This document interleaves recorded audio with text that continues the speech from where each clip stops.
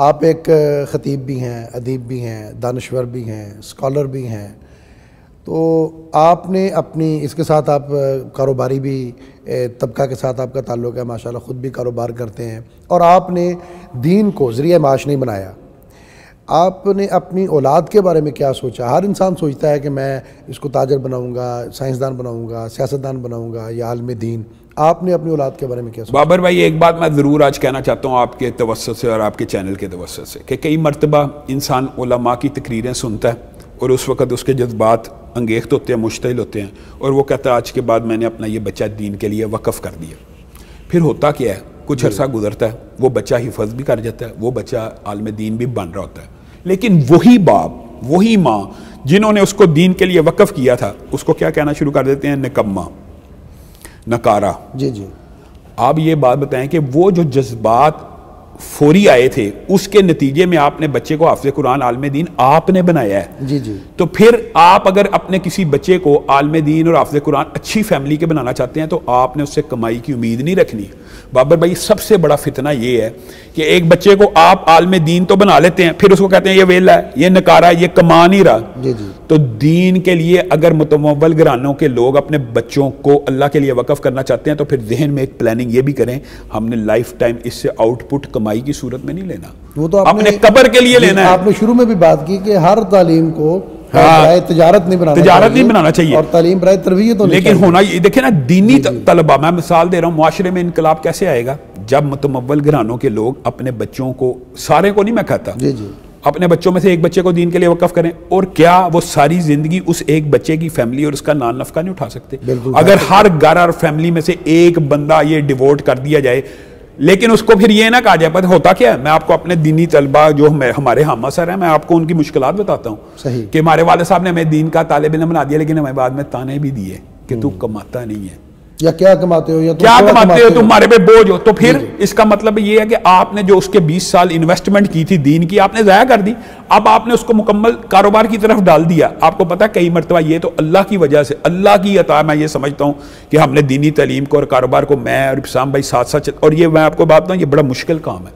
جب انسان کاروبار کی طرف جاتا ہے نا، تو انسان کو مکمل طور پہ اس کو چھوڑ کے جانا پڑتا ہے کئی مرتبہ، لیکن یعنی دونوں میں بیلنس کرنا عام بات نہیں ہے. پھر ہم نے اسی لیے اپنی فیلڈ، پہلے آپ کو پتا ہمارا امبرائڈری کا بزنس تھا، کپڑے کے تاجر میرے باپ دادا ہمارے، وہ کام ہم نہیں کر سکے کیونکہ اس کے اندر بہت زیادہ ٹائم کنزمپشن تھی. پھر ہم نے سوچا اس سے بہتر ہے وہ کام کیا جائے جس میں ہم دین بھی کر سکے، دنیا بھی. تو وہ پراپرٹی کا کام ہمیں اللہ تعالیٰ نے، ریل اسٹیٹ کا کام ایک ایسا ہے جس میں انسان اپنی مرضی سے جا کے جاب کے بغیر، جب انسان کے پاس ٹائم ہو، جا کے اویل کر سکتا ہے. لیکن کیا ہر فیملی کا بچہ یہ صلاحیت رکھتا ہے وہ یہ کام کر سکے؟ اگر آپ نے بچے کو دیندار بنانا ہے تو آپ لائف ٹائم یہ پلاننگ کریں، میں نے اس کے اوپر ساری زندگی فی سبیل اللہ انویسٹمنٹ کرنی ہے، اور اس کو دین کے لیے وقف کرنا ہے. آپ نے وہ واقعہ سنا ہوگا کہ یہ محدث نذیر حسین محدث دہلوی کا، کہ ان کے سارے بھائی بیوروکریٹس ہیں اور ان کے اور وہ خود نبینا تھے.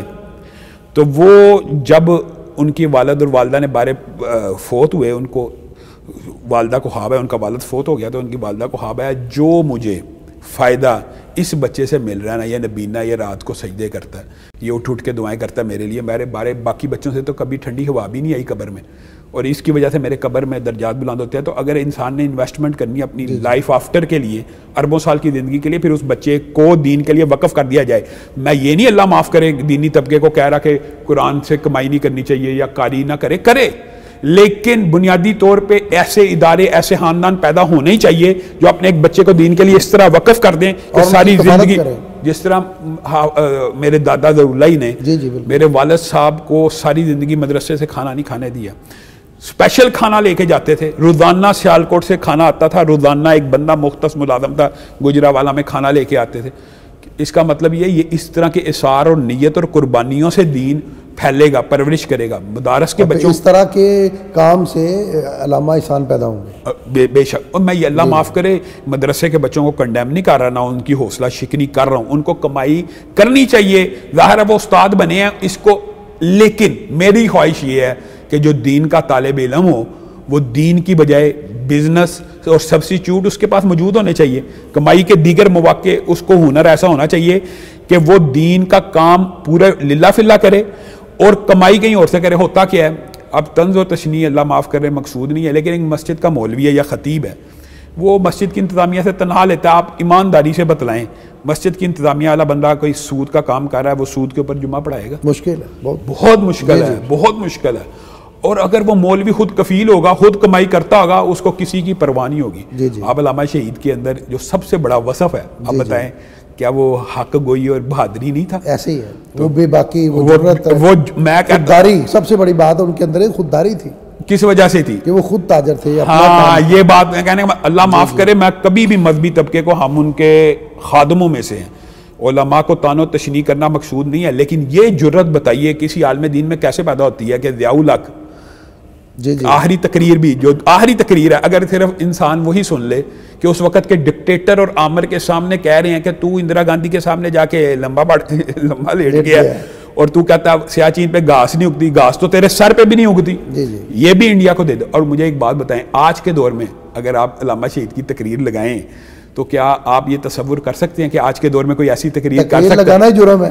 مجھے ایک بات بتائیں، وہ اور سوشل میڈیا پہ وہ آئی ڈی بلاک ہو جاتی ہے. نہیں، مجھے ایک بات بتائیں، آج کون یہ کہہ سکتا ہے کہ مگ بھی ہیں، معراج بھی ہیں اور لڑتے نہیں؟ جی جی. بار بار فتح اپنے آپ کو ہی کرتے ہو. جی جی. تمغے لگائے تمغے سجائے ہوئے.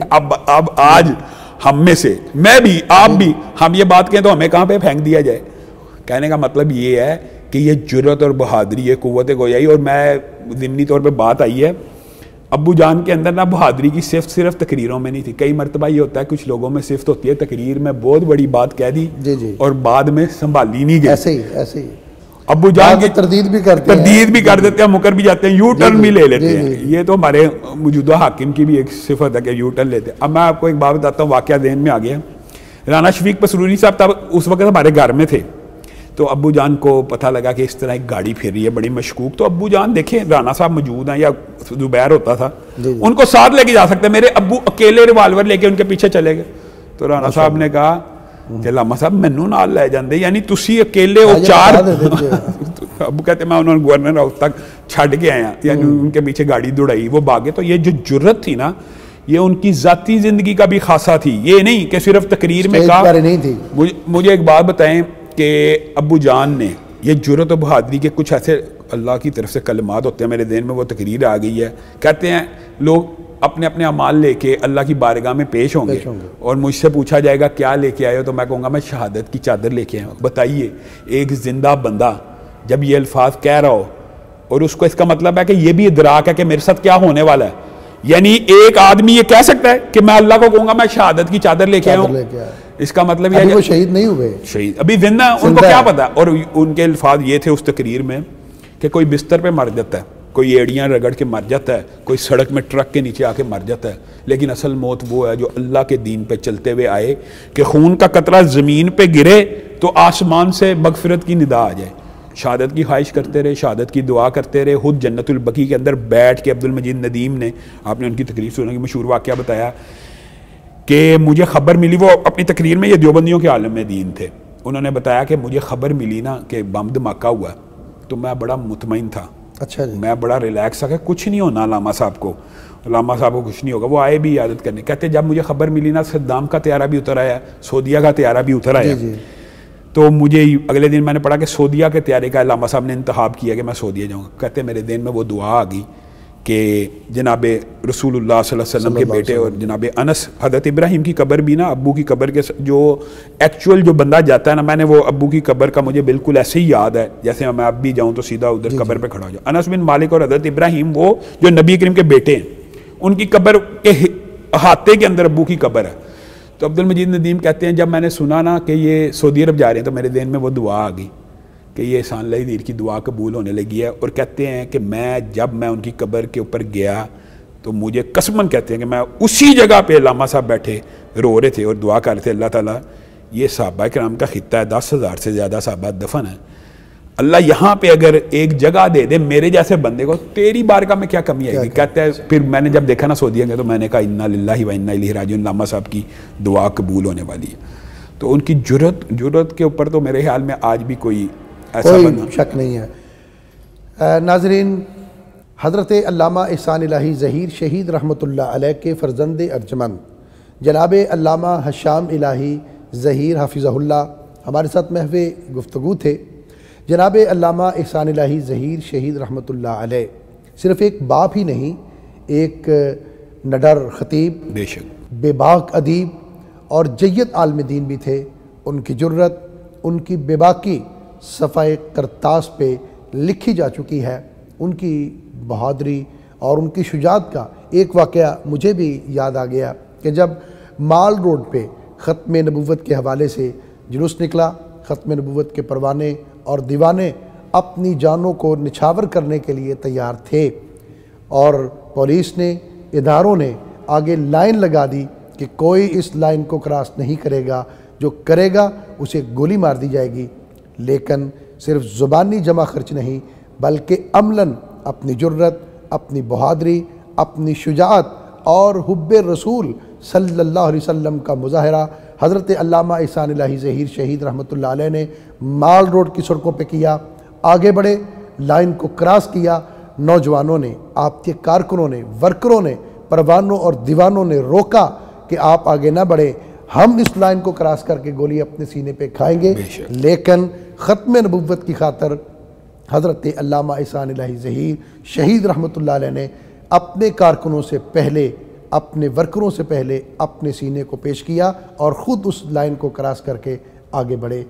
ہمارے پروگرام کا وقت ختم ہوا لیکن یہ باتیں جاری ہیں. انشاءاللہ جناب علامہ شام الہی ظہیر حافظہ اللہ کی جو بہت ساری باتیں اور یادیں ابھی ہمارے ساتھ وہ شیئر کر رہے ہیں، اگلے پروگرام میں انشاءاللہ ان کو ہم شیئر کریں گے. آج کے پروگرام کا وقت ختم ہوا.